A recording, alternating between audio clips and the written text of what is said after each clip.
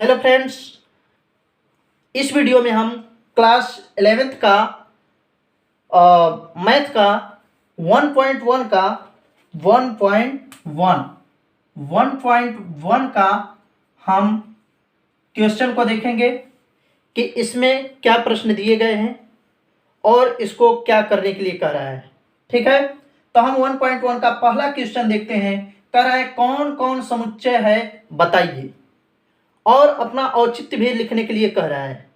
तो देखिए, इनमें से हम पहले प्रश्न के पहले 5 प्रश्नों को हमने यहाँ पर लिया है। उसको हम देख रहे हैं कि पहले 5 प्रश्न क्या कह रहे हैं। कह रहा है, पहला प्रश्न कह रहा है जे अक्षर से प्रारंभ होने वाले वर्ष के सभी महीनों का संग्रह। जे अक्षर से जो प्रारंभ होने वाले महीने हैं उनके क्या नाम हैं, उनका संग्रह कर रहा है। तो देखिए, समुच्चय वह होता है जिसको सभी लोग माने। सुपरिभाषित संग्रह को हम समुच्चय कहते हैं। पिछले वीडियो में हमने समुच्चय और समुच्चय को कैसे प्रदर्शित किया जाता है बताया है।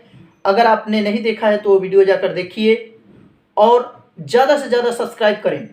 तो देखिए, जे अक्षर से प्रारंभ होने वाले वर्ष के सभी महीनों का संग्रह। तो अगर हम जे अक्षर से प्रारंभ होने वाले सभी महीनों का संग्रह निकालें और उनका समुच्चय निकालें तो क्या होगा। जे अक्षर से प्रारंभ होने वाले सभी, पहला तो जनवरी है, यानी कि जनवरी जो है JANUARY, जनवरी के बाद फरवरी, मार्च, अप्रैल, मई, जून जे से शुरू होता है, ये JU यानी ये हो गया। जुलाई भी होता है, JULY, जुलाई। जनवरी, जून और जुलाई, अगस्त, सितंबर, अक्टूबर, नवंबर। अब कोई भी अक्षर नहीं आने वाले हैं जो जे से शुरू होते हैं, यानी जे से प्रारंभ होने वाले महीनों के नाम जनवरी, जून और जुलाई है। ठीक है, तो ये हमारा समुच्चय है, क्योंकि 12 महीनों में 3 महीना ही ऐसा होता है जो कि जे से शुरू होने वाले नाम होते हैं। ठीक है, इसी तरह से अगला हम प्रश्न देखते हैं, भारत के सबसे अधिक प्रतिभाशाली लेखकों का संग्रह। देखिए, भारत के अगर सबसे प्रतिभाशाली लेखकों का अगर हम संग्रह कोई पूछे और कोई बताने का कोशिश करे तो नहीं बता सकता है। क्यों? क्योंकि किसी को कोई कवि पसंद होते हैं, लेखक कोई अलग लेखक पसंद करता है, किसी को कोई अलग लेखक पसंद होता है। इसलिए भारत के सबसे अधिक प्रतिभाशाली लेखकों का अगर संग्रह बताने के लिए कह दिया जाए तो कोई नहीं बता सकता। यानी कि यह जो होता है अपरिभाषित होता है, सुपरिभाषित नहीं, अपरिभाषित होने के कारण इसको हम समुच्चय नहीं कहेंगे। समुच्चय नहीं है। क्या कहेंगे? समुच्चय नहीं है। सबसे प्रतिभाशाली लेखकों का संग्रह नहीं बनाया जा सकता है। ठीक है दोस्तों, अगले प्रश्न की ओर चलते हैं। विश्व के सर्वश्रेष्ठ 11 बल्लेबाजों का संग्रह। विश्व के सभी 11 बल्लेबाजों का अगर कोई संग्रह कहे तो विश्व में पता नहीं कितने खिलाड़ी हैं। किसी को कोई खिलाड़ी पसंद होगा, किसी को कोई खिलाड़ी पसंद होगा। तो विश्व के जो 11 बल्लेबाज हैं उनको हमको संग्रह करना मुश्किल हो जाएगा, क्योंकि हम किसी और खिलाड़ी को पसंद करते हैं, दूसरा व्यक्ति किसी और को पसंद करता हो, तो सभी का मैच नहीं हो सकता है। जब सभी का मैच नहीं होगा तो हम कह सकते हैं कि यह भी समुच्चय नहीं है। समुच्चय क्यों नहीं है? क्योंकि यह मतभेद है। 11 सर्वश्रेष्ठ 11 बल्लेबाजों के जो संग्रह है उसमें मतभेद होने के कारण यह समुच्चय नहीं है। क्या लिखेंगे? समुच्चय नहीं है। चौथे प्रश्न की ओर चलते हैं। आपकी कक्षा के सभी बालकों का संग्रह।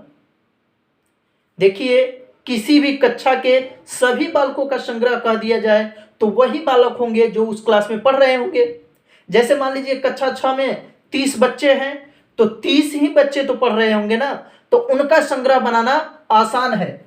इसलिए हम कह सकते हैं कि कक्षा के बालकों का संग्रह, कक्षा के बालकों का जो संग्रह होगा, बालकों का संग्रह जो होगा, संग्रह वह जो होगा सुपरिभाषित होगा।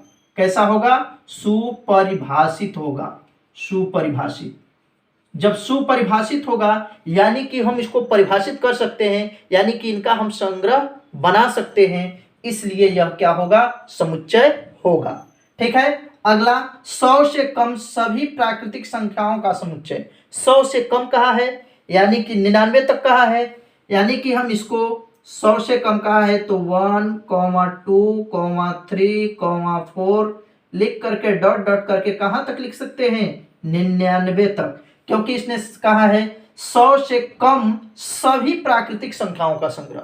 सभी प्राकृतिक यानी 100 से कम 99 और 1 से लेकर के 99 तक की संख्याएं जो होंगी वह 100 से कम प्राकृतिक संख्याएं होंगी, इसलिए इनका संग्रह बनाया जा सकता है, इसलिए यह क्या है? हमारा समुच्चय है। आइए अब देखते हैं प्रश्न 1 का जो 6वां प्रश्न है, लेखक प्रेमचंद्र द्वारा लिखित उपन्यासों का संग्रह। तो देखिए दोस्तों, लेखक प्रेमचंद्र द्वारा लिखित उपन्यासों का संग्रह, एक ही लेखक के बारे में कह रहा है, प्रेमचंद्र की। तो प्रेमचंद्र जो हैं वो प्रेमचंद्र द्वारा लिखित उपन्यासों का संग्रह सीमित होगा। वो उन्होंने 10, 5, 6 जो भी उपन्यास लिखे होंगे, एक परिभाषित जो भी होगा सबको मालूम होगा, तो इसलिए ये क्या हमारा होगा? समुच्चय होगा। समुच्चय होगा। क्यों समुच्चय होगा? समुच्चय होगा। क्यों समुच्चय होगा? क्योंकि यह सुपरिभाषित है। क्या है? सुपरिभाषित है। सुपरिभाषित का मतलब सभी लोग इसको जान रहे हैं कि लेखक प्रेमचंद्र ने इस नाम का जो है वो उपन्यास लिखा है। सभी समपूर्णांकों का संग्रह, समपूर्णांक यानी कि 2, 4, 6, 8 इस तरह से यह हमारा समुच्चय होगा। इस अध्याय में आने वाले प्रश्नों का संग्रह, यानी कि किसी भी अध्याय में जो प्रश्न होंगे उनको तो हम लोग जान ही सकते हैं, उनका तो संग्रह बना ही सकते हैं, इसलिए किसी भी अध्याय, किसी पाठ में आने वाले प्रश्नों का जो संग्रह होता है वह सीमित होता है, यानी कि उसको हम देख करके बता सकते हैं, इसलिए यह भी क्या होगा? हमारा समुच्चय होगा। क्या होगा? समुच्चय होगा। समुच्चय होगा। ठीक है दोस्तों, आगे देखते हैं, विश्व के सबसे अधिक खतरनाक जानवरों का संग्रह। विश्व के सबसे अधिक खतरनाक, विश्व में तो कई खतरनाक जानवर हैं, सबका अलग अलग शैली होता है शिकार करने का, इसलिए विश्व के सभी खतरनाक जानवरों का संग्रह नहीं बनाया जा सकता है, इसलिए यह क्या होगा? समुच्चय नहीं होगा। क्या नहीं होगा? समुच्चय नहीं होगा, क्योंकि यह सुपरिभाषित नहीं है, क्योंकि इसको सभी लोग, पूरे विश्व के लोग नहीं मानने वाले हैं कि विश्व के सबसे खतरनाक, सबसे अधिक खतरनाक जानवर कौन कौन से होते हैं। चलिए दोस्तों, हम दूसरे प्रश्न की ओर चलते हैं। दूसरा प्रश्न हमारा क्या कह रहा है? देखिए, दूसरा प्रश्न कह रहा है कि मान लीजिए सेट ए इक्वल 1, 2, 3, 4, 5, 6 हो तो रिक्त स्थानों में उपयुक्त प्रतीक बिलोंग्स या डज नॉट बिलोंग्स टू भरिए। देखिए, ये 2 प्रतीक दिया हुआ है, इसको पढ़ते हैं बिलोंग्स टू। क्या पढ़ते हैं? Belongs to. ये जो प्रतीक है इसको पढ़ते हैं बिलोंग्स टू। इसका अर्थ क्या होता है? इसका अर्थ देखिए क्या होता है?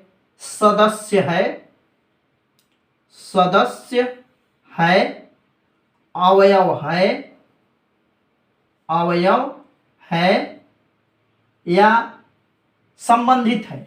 ठीक है। और डज नॉट बिलोंग्स टू, इसको बोलते हैं डज नॉट बिलोंग्स टू। ठीक है, इसको क्या बोलते हैं? Does not belongs to. ठीक है दोस्तों, इसका अर्थ होता है सदस्य नहीं है, सदस्य नहीं है, अवयव नहीं है, अवयव नहीं है या में नहीं है। ठीक है, में नहीं है। ठीक है, इन दोनों प्रतीकों का अर्थ यही होता है, इसको बिलोंग्स टू पढ़ा जाता है, संबंधित है, या इसको इस तरह से हम देखते हैं सदस्य है, अवयव है, इसको अभी हम यूज करके बता रहे हैं। और belongs to, does not belongs to इसको पढ़ा जाता है, इसका अर्थ होता है सदस्य नहीं है, अवयव नहीं है, में नहीं है, या संबंधित नहीं है। जैसे इस प्रश्न को कहा है कि एक सेट दिया हुआ है, ए कह रहा है कि इन खाली स्थानों को, ये डॉट डॉट जो स्थान दिए हुए हैं इनको भरिए। क्या करने के लिए कह रहा है कि जैसे 5 डॉट डॉट ए, यानी 5 ए का अवयव नहीं है कि है। अवयव नहीं होगा तो बिलोंग्स टू, डज नॉट लगाएंगे, डज नॉट बिलोंग्स टू लगाएंगे। अवयव है या सदस्य है तो लिखेंगे बिलोंग्स टू। तो देखते हैं 5, 1 2 3 4 5, 5 इसमें है, 5 है, यानी कि 5 इस समुच्चय ए में, सेट ए में 5 एलिमेंट है। तो यही कह रहा है कि ए से संबंधित 5 है कि नहीं, ए में 5 है कि नहीं, ए का सदस्य 5 है कि नहीं, ए का सदस्य है 5 की नहीं, ये बताना है। ए का अवयव है कि नहीं, ए में 5 है कि नहीं है, वो हमको बताना है। अगर है तो हम लिखेंगे बिलोंग्स टू, ठीक है, क्योंकि सेट ए में 5 है। इसी तरह से देखते हैं दूसरे वाले को, 8, सेट ए में 8 है, नहीं है, तो लिखेंगे डज नॉट बिलोंग्स टू। 0, 0 भी इसमें नहीं है, तो इसको भी लिखेंगे डज नॉट बिलोंग्स टू। इसी तरह से 4, 4 इसमें है, तो 4 है तो लिख देते हैं बिलोंग्स टू। 2 को देखते हैं, 2 इसमें है तो लिखेंगे बिलोंग्स टू। 10 देखते हैं, 10 इस ए समुच्चय में नहीं है, तो इसको हम क्या लिखते हैं, डज नॉट बिलोंग्स टू। अगर इस समुच्चय में कोई भी अवयव है और इसमें भरने के लिए कहा है तो बिलोंग्स टू इस प्रतीक का प्रयोग करेंगे। अगर नहीं है इस समुच्चय में जो इसमें से भरने के लिए कहा है तो उसको लिखेंगे डज नॉट बिलोंग टू, यानी कि इससे संबंधित नहीं है, इसमें अवयव नहीं है, इसमें उपस्थित नहीं है। ठीक है दोस्तों, आइए तीसरे प्रश्न की ओर चलते हैं। तीसरा प्रश्न हमारा क्या कह रहा है, रोस्टर रूप में लिखिए। देखिए दोस्तों, हम समुच्चय को 2 रूपों में लिखने के लिए बताए थे पिछली वीडियो में कि समुच्चय को 2 प्रकार से कैसे लिखा जाता है। एक तो था रोस्टर रूप, जिसको इस तरह से लिखा जाता था। रोस्टर रूप को हम इस तरह से लिखते थे, 1 2 3 4 5, ये रोस्टर रूप होता था। और दूसरा जो हमारा होता था वो सारणिक रूप होता था। सारणिक रूप में क्या करते थे, जैसे 1 2 3 4 5 लिखा है तो उसमें हम उसके गुणों को लिखते थे 1 से, या ऐसे लिखते थे यक्स सच दैट यक्स प्राकृतिक संख्या, प्राकृतिक संख्या का संग्रह। ठीक है, यानी कि हम जो हमारा होता है रोस्टर रूप, रोस्टर रूप में हम अवयवों को केवल लिख देते हैं, जबकि हम सारणिक रूप में उन अवयवों के गुणों को यक्स सच दैट यक्स लगा करके लिखते हैं। यानी कि जो हमारा ये प्रश्न दिया गया है यह सारणिक रूप में दिया गया है, सारणिक रूप में दिया गया है। हम इसको रोस्टर रूप में हमको बदलने के लिए कह रहा है, तो हम रोस्टर रूप में बदलेंगे इसको। इनके जो गुण हैं उनको रोस्टर रूप में हम लिखने के लिए कैसे लिखेंगे, तो लिखेंगे रोस्टर रूप। यहाँ इसका जो आंसर लिखेंगे हम लिखेंगे रोस्टर रूप। रोस्टर रूप में हम इस तरह से महिला कोष्टक लगाते हैं। ठीक है, महिला कोष्टक लगा दिए। कह क्या रहा है पहले प्रश्न में, यक्स सच दैट यक्स एक पूर्णांक है और -3 से बड़ा, -3 से बड़ा, -3 से यक्स का वैल्यू जो होना चाहिए -3 से बड़ा होना चाहिए और 7 से छोटा होना चाहिए। तो -3 से बड़ा क्या होता है, -2 होता है, -1 होता है, 0 होता है, और 7 से छोटा भी कहा है तो 1 2 3 4 5 6, तो 7 से छोटा भी हो गया और -3 से बड़ा भी हो गया। -3 से बड़ा -2 होता है, -2 से माइनस बड़ा 1 होता है, फिर 0, फिर 1 2 3 4, 7 से छोटा तक। ये इनके गुण लिखे हुए थे सारणिक रूप में, हम इसको रोस्टर रूप में लिख दिए। ठीक है दोस्तों, पहला प्रश्न तो समझ में आया, इनके गुणों को हम इस रोस्टर रूप में लिख दिए। इसको भी अगर हमको रोस्टर रूप में लिखने के लिए कह दिया जाए, रोस्टर रूप में, तो हम कैसे लिखेंगे? तो देखिए हम लगाते हैं मझला कोष्टक और पढ़ते हैं प्रश्न को। क्या कह रहा है प्रश्न कि यक्स सच दैट यक्स संख्या 6 से कम प्राकृतिक संख्या है। तो संख्या 6 से प्राकृतिक संख्या कौन कौन हो जाएंगे? हम 1 लिख देंगे, 2 लिख देंगे, 3 लिख देंगे, 4 लिख देंगे, 5 लिख देंगे। यह संख्या 6 से कम प्राकृतिक संख्या है, इसके बारे में लिखना था। ठीक है, संख्या 6 से कम प्राकृतिक संख्या। तीसरा प्रश्न देखिए हमारा, तीसरा प्रश्न क्या कर रहा है, इसको भी पढ़ते हैं, रोस्टर रूप में इसको भी लिखना है। यह तीसरे का तीसरा क्या कर रहा है कि यक्स सच दैट यक्स 2 अंकों की ऐसी प्राकृतिक संख्या है जिसके अंकों का योगफल 8 है। यानी कि हमको ऐसा संख्या लिखना है जिनके अंकों का योगफल कितना होता हो? 8 होता हो। थोड़ा सा ऊपर लिखते हैं, शायद आपको दिखाई न दे रहा हो। तो देखिए यहां लिखते हैं 2 अंकों का योगफल कितना होना चाहिए? 8। जैसे मान लीजिए 1 और हम 7 लिखें, मान लो 1 और 7 लिखें, तो 1 और 7 को जोड़ेंगे तो कितना होगा? 8 होगा। यानी कि 1 और 7 हमारा पहला संख्या हो गया, हमारा जो पहला नंबर हो गया वो हो गया 1 और 7। दूसरा 2 में 6 जोड़ेंगे तो हो जाएगा 2 और 6। तीसरा 3 में 5 जोड़ेंगे तो हो जाएगा यानी कि 35। इसी तरह से 4 में 4 जोड़ेंगे तो हो जाएगा हमारा 8। फिर 5 में 3 जोड़ेंगे तो हो जाएगा। इसी तरह से 6 में 2 जोड़ेंगे तो हो जाएगा। इसी तरह से 7 में 1 जोड़ेंगे तो हो जाएगा। फिर 8 में कितना जोड़ देंगे? 8 में 0 भी जोड़ देंगे तो हमारा 8 हो जाएगा। जो चौथा प्रश्न है, तीसरे का जो चौथा वाला क्वेश्चन है, वो क्या कर रहा है कि D x such that x एक अभाज्य संख्या है जो संख्या 60 की भाजक है। अभाज्य भी होना चाहिए और 60 का भाजक भी होना चाहिए। अभाज्य शब्द का अर्थ होता है जो 1 से कटे और स्वयं से कटे। जो संख्या 1 से कटती है और स्वयं से कटती है वह अभाज्य कहलाती है। और कह रहे 60 का भाजक भी होना चाहिए, तो 60 मतलब जो 60 को काट भी सके। तो देखिए हम रोस्टर रूप में जब लिखते हैं, इसको काले वाले से लिखते हैं। अगर हम रोस्टर रूप में इसको लिखते हैं, रोस्टर रूप में, तो क्या लिखेंगे? रोस्टर रूप में जब हम इसको लिखते हैं तो ये हम मझला कोष्टक लगाते हैं। और अभाजक लिखते हैं, अभाज्य लिखते हैं तो 2 हमारा 60 से कट भी जाएगा और हमारा अभाज्य है क्योंकि 2 से ही कटेगा और 1 से कटेगा। 3 इसी तरह से अगला संख्या जो हमारा 3 है वो भी 2 अभाज्य है और 60 को भाज्य भी करेगा। 2 3 और क्या है? 5। ठीक है, तो 2 3 5। इसके बाद ऐसी कोई संख्या नहीं है जो 60 का भाजक भी हो और अभाज्य भी हो। ठीक है दोस्तों, तो रोस्टर रूप में हम इसको क्या लिखेंगे? 2 3 5 अभाज्य भी है और 60 का भाजक भी है। इसी तरह से अगला प्रश्न, तीसरे का जो 5वां प्रश्न कर रहा है वो क्या कर रहा है कि ट्राइग्नोमेट्री शब्द के सभी अक्षरों का समुच्चय। तो देखिए दोस्तों, हम जब आपको रोस्टर रूप और सारणिक रूप पढ़ा रहे थे तो हम आपको बताए थे कि कोई भी अक्षर अगर इस तरह से दिया हो तो उसमें जब हम रोस्टर रूप लिखते हैं तो उसमें किसी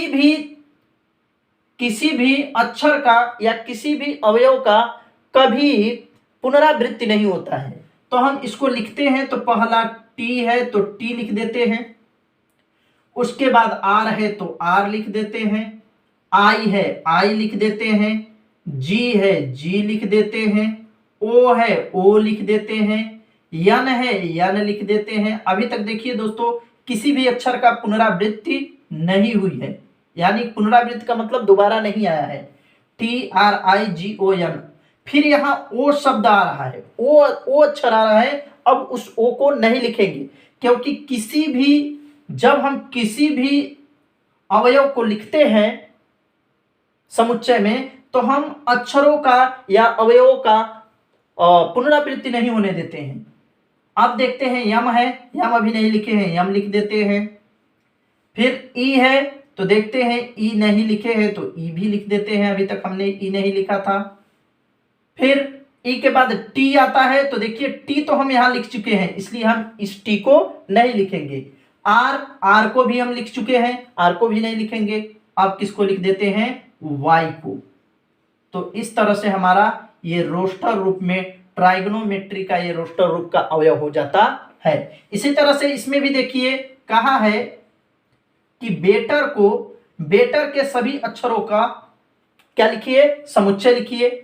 तो समुच्चय रोस्टर रूप में लिखने के लिए कहा है, तो बेटर को हम लिखते हैं, बी है बी लिख देते हैं, कॉमा लगाते हैं। उसके बाद टी 2 बार है तो किसी एक टी को ले लीजिए आप, सॉरी उसके बाद ई है तो ई को भी ले लेते हैं। उसके बाद टी है, टी में से किसी एक को ले लीजिए। फिर ई आया तो इस ई को हम नहीं लेंगे, उसके बाद क्या लिख देते हैं, आर लिख देते हैं। तो इस तरह से हमारा तीसरा प्रश्न पूरा हल हो जाता है। देखिए दोस्तों, अब हम सवाल नंबर 4 की ओर चलते हैं। सवाल नंबर 4 क्या कह रहा है कि समुच्चयों को, निम्नलिखित समुच्चयों को, ये जो समुच्चय दिया हुआ है समुच्चय निर्माण रूप में लिखिए। यह रोस्टर रूप में दिया गया है, इसको समुच्चय निर्माण रूप में लिखना है। तो समुच्चय निर्माण रूप में कैसे हम लिखते हैं, किसी भी समुच्चय को समुच्चय निर्माण रूप में उन यक्स सच दैट यक्स लगा करके उनको उनके गुणों के आधार पर लिख देते हैं। ठीक है दोस्तों,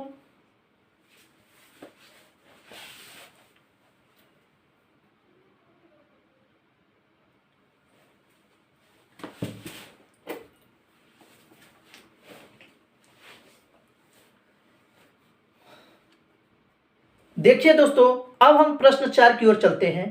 प्रश्न 4 क्या कह रहा है कि प्रश्न 4 कह रहा है कि निम्नलिखित समुच्चयों को समुच्चय निर्माण रूप में लिखिए। ये समुच्चय हमको दिए गए हैं 1 2 3 4 5 ठो, 5 समुच्चय हमको मिला है। इन 5 समुच्चयों को समुच्चय निर्माण रूप में लिखना है। किसी भी समुच्चय को समुच्चय निर्माण रूप में लिखने के लिए उनको यक्स सच दैट यक्स लगाकर उनके गुणों को प्रदर्शित किया जाता है। यही समुच्चय निर्माण रूप है, हम आपको डेफिनेशन में बता चुके हैं। तो देखिए, अगर हम पहले समुच्चय को हम काले से लिखते हैं,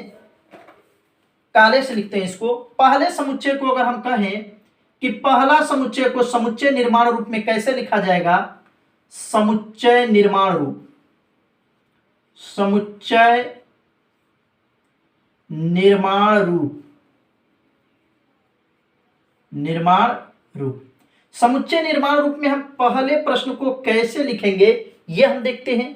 पहला प्रश्न कह रहा है 3 6 9 12, 3 6 9 12, यानी कि पहला समुच्चय हमारा क्या है, यानी कि 3 में कितने का गुणा किया गया, 2 3 में फिर 3 का, फिर 3 में 4 का गुणा, यानी ये 3 का गुणांक है।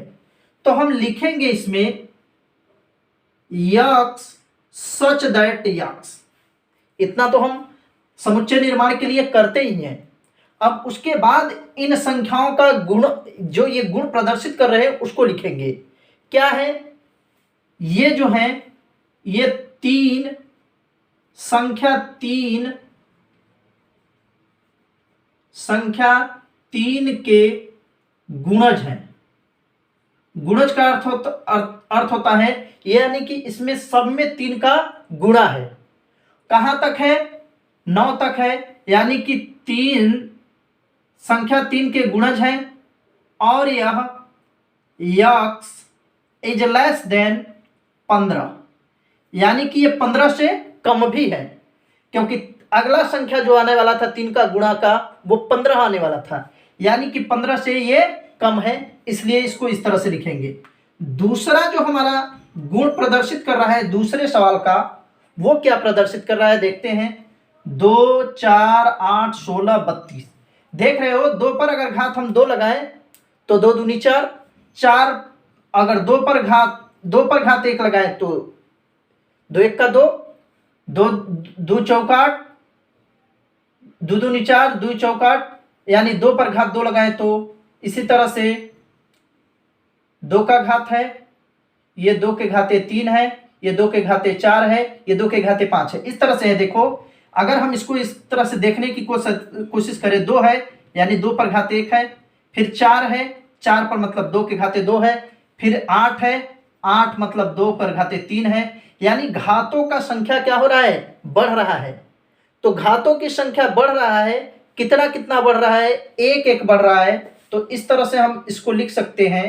क्या लिखेंगे, तो देखिए हम इसको लिखेंगे यक्स सच दैट यक्स किसका, 2 2 टू द पावर n के रूप का। ये किस रूप का है, 2 टू द पावर n, 2 के घाते n, 2 के घाते 1, 2 के घाते 1, 2 के घाते, इस तरह से बढ़ता हुआ बढ़ रहा है। तो हम लिखेंगे 2 के घाते n के रूप का है, इस तरह से, यानी कि n बिलोंग्स टू बड़ा वाला n मतलब नंबर, पावर का नंबर है ये छोटा वाला, n मतलब नेचुरल नंबर, नेचुरल नंबर 2 1 2 3 4, ठीक है। यानी कि कहां से कहां तक है, ये 2 फिर 2 घात 5 के रूप का है, यानी कि यह यक्स छोटा है, यक्स का वैल्यू छोटा है कहां तक, घात 6 तक, ठीक है। यानी कहां तक है, 5 तक है, 2 के घाते 5 तक है, 8 के बाद 16, 16 के बाद 32, 5 तक है। तो यहां तक कह सकते हैं कि यह 6 से छोटा है, या इस तरह से लिख सकते थे कि 5 तक है, 5 है या 5 के बराबर तक है, ठीक है। अब तीसरे में क्या गुण प्रदर्शित कर रहा है उसके लिए देखते हैं। ये देखिए 5, 5 के घाते फिर 2, 5 के घाते 3, 5 के घाते 4, यानी कि हम 5 का अगर देखते हैं 5, तो 5 के घाते 1 बराबर 5, 5 के घाते 2 बराबर 25, 5 के घाते 3 बराबर 125, 5 के घाते 4 बराबर 625, यानी कि इन घातों का संख्या क्या हो रहा है, बढ़ रहा है। तो हम इसको इस तरह से लिखते हैं यक्स सच दैट यक्स किसके, 5 टू द पावर n के रूप का है। किस रूप का है, 5 टू द पावर n के रूप का, यानी कि पावर बढ़ाते जाएंगे तो उसका वैल्यू बढ़ता जाएगा, ठीक है। यह कहां तक है, 1 2 3 4 तक, यानी कि यह जो है n रिलेटेड है, बिलोंग्स टू n से, और यह भी जो है 4 है या 4 से छोटा है, ठीक है। यहीं तक लिखते हैं, ठीक है दोस्तों। जहां तक आप लिख सकते हैं वहीं तक लिखने की कोशिश करिए। जैसे ये है 2 4 6, ये किसका है, तो इसको हम लोग लिखेंगे यक्स सच दैट यक्स, पहले तो हम इतना लिख ही लेते हैं, हर क्वेश्चन में हर आंसर में यही लिखेंगे यक्स सच दैट यक्स। ये क्या है, ये है सम प्राकृतिक संख्याएं हैं, सम प्राकृतिक संख्या है। कैसी प्राकृतिक संख्या है, सम प्राकृतिक संख्या है, लेकिन दो, इतना ही केवल लिखते हैं, ठीक है दोस्तों। अगला जो है एक, ये क्या है हमारा 1 2 3 4, 1 4 9, यानी कि हमारा ये जो है यक्स सच दैट यक्स क्या है, 1 पर घाते 1 मतलब 1 का, 2 पर घाते 2 मतलब 4, 3 के बाद घाते 3 मतलब प्राकृतिक संख्याओं का वर्ग है। क्या है, प्राकृतिक संख्या का वर्ग है, लेकिन कहां से, 1 से बड़ा लेकिन 10 से 10 के बराबर या 10 से छोटा तक है, ठीक है दोस्तों। ये इन सभी के गुण हमने इसमें लिख दिए हैं, क्या क्या इनके गुण होते हैं उनको हमने प्रदर्शित कर दिया है, ठीक है ना। आइए दोस्तों अब हम सवाल नंबर 5 देखते हैं। सवाल नंबर 5 क्या कहता है, समुच्चय के सभी अवयवों को सूचीबद्ध कीजिए। सूचीबद्ध करने के लिए कह रहा है, सूचीबद्ध शब्द का अर्थ होता है रोस्टर रूप में लिखिए, यानी ये किस रूप में लिखे गए हैं, ये सारणिक रूप में लिखे गए हैं, सारणी रूप में लिखे गए हैं, और इसको ये हमारा, आइए दोस्तों देखते हैं हमारा प्रश्न 5 क्या कर रहा है। समुच्चय के सभी अवयवों को सूचीबद्ध रूप में व्यक्त कीजिए। ठीक है ना, सूचीबद्ध रूप में कह रहा है करने के लिए, यानी कि इसको रोस्टर विधि में कह रहा है करने के लिए। ठीक है, तो रोस्टर रूप में इसको लिखने के लिए कह रहा है, यानी कि ये किस फॉर्म में लिखा गया है। ये देखिए हमारा जो है ये समुच्चय निर्माण रूप में लिखा गया है। समुच्चय निर्माण रूप में इसको लिखा गया है, इसको रोस्टर विधि में कन्वर्ट करने के लिए कह रहा है। तो देखिए हम इनके गुणों को पढ़ेंगे और यहाँ रोस्टर रूप में इसको लिख देंगे। किस रूप में, या सूचीबद्ध रूप में यहाँ हम इसका आंसर लिखेंगे। इनके बीच में जो खाली स्थान है इसी के बीच में हम लिखेंगे यक्स सच दैट यक्स एक विषम प्राकृतिक संख्या है। विषम प्राकृतिक संख्या, तो विषम प्राकृतिक संख्या हम मान लेते हैं 3 भी हमारा विषम प्राकृतिक संख्या होता है। ये दिखाई दे रहा है 3 भी हमारा विषम प्राकृतिक संख्या होता है, 5 भी होता है, 7 भी होता है, डॉट डॉट ढेर सारे विषम प्राकृतिक संख्याएं होते हैं। ठीक है, अनंत तक, इसको इनफाइनाइट भी लिख सकते हैं।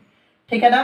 बी वाला क्या कह रहा है कि यक्स सच दैट यक्स एक पूर्णांक है, -1/2 से बड़ा है और 9/2 से छोटा है। यानी कि -1 के बाद क्या आता है, 0 आता है, तो हम 0 लिखेंगे, फिर 1 लिखेंगे, फिर 2 लिखेंगे, फिर 3 लिखेंगे, फिर 4 लिखेंगे। ठीक है दोस्तों, इसी तरह से सवाल नंबर 3 कह रहा है कि यक्स सच दैट यक्स एक पूर्णांक है, X square is less than equal to 4। यानी कि इसका कहने का अर्थ क्या है, यक्स स्क्वायर कह रहा है, यानी कि कोई संख्या जो हम लिखेंगे उसको स्क्वायर के रूप में लिखेंगे। तो कहाँ तक लिखेंगे, 4 के बराबर या 4 से छोटा। तो 4 के बराबर कहाँ है, तो इसको हम लिखेंगे 1 का वर्ग, 2 का वर्ग, 3 का वर्ग और ये 4 का वर्ग।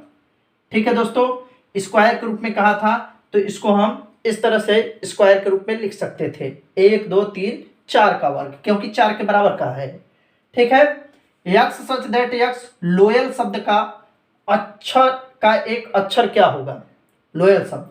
तो हम जानते हैं कि किसी भी में जब हम समुच्चय के अवयव को लिखते हैं तो उनके अक्षरों को या एलिमेंटों को 2 बार नहीं लिखते। जैसे यल 1 बार लिख लिए फिर कामा लगा दिए, ओ 1 बार लिख लिए फिर कामा लगा लिए, वाई फिर 1 बार लिख लिए कामा लगा लिए, ए फिर 1 बार लिख लिए, फिर दोबारा यल आ रहा है तो इस यल को हम नहीं लेते हैं, इस यल को नहीं लेते हैं। ठीक है, इसका 5वां प्रश्न कह रहा है कि यक्स सच दैट यक्स वर्ष का एक ऐसा महीना है जिसमें 31 दिन नहीं होते हैं। तो देखिए दोस्तों, हम लोगों को प्राइमरी स्कूल में पढ़ाया गया था कि हम 12 महीने में से कितने दिन 31 दिन के होते हैं और कितने दिन 31 से कम दिन के होते हैं, महीना।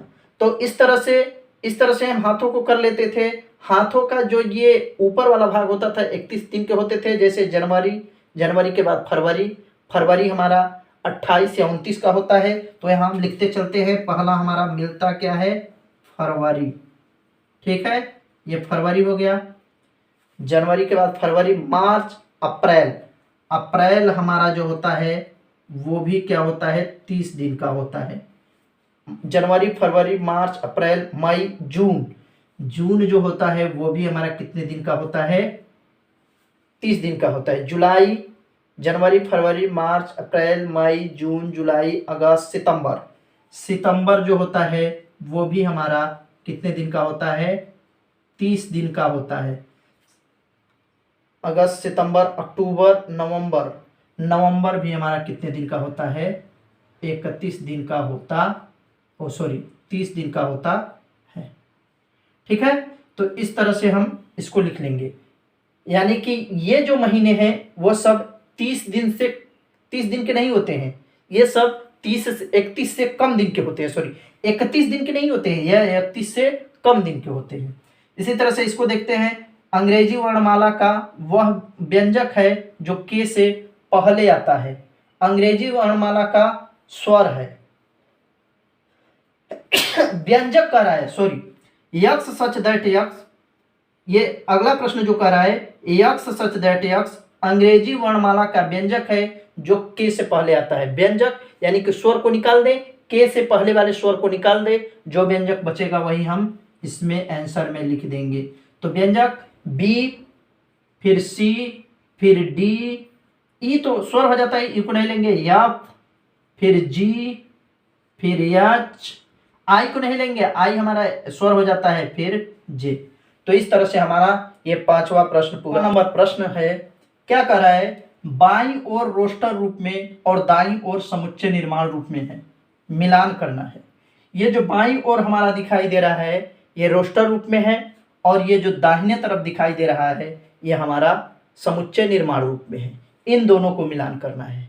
देखिए दोस्तों, यदि आपने हमारे चैनल को अभी तक सब्सक्राइब नहीं किया है तो आप हमारे चैनल को सब्सक्राइब करें और दोस्तों को शेयर करें, और दोस्तों से इस चैनल को ज़्यादा से ज़्यादा सब्सक्राइब करने के लिए बोलें। देखिए,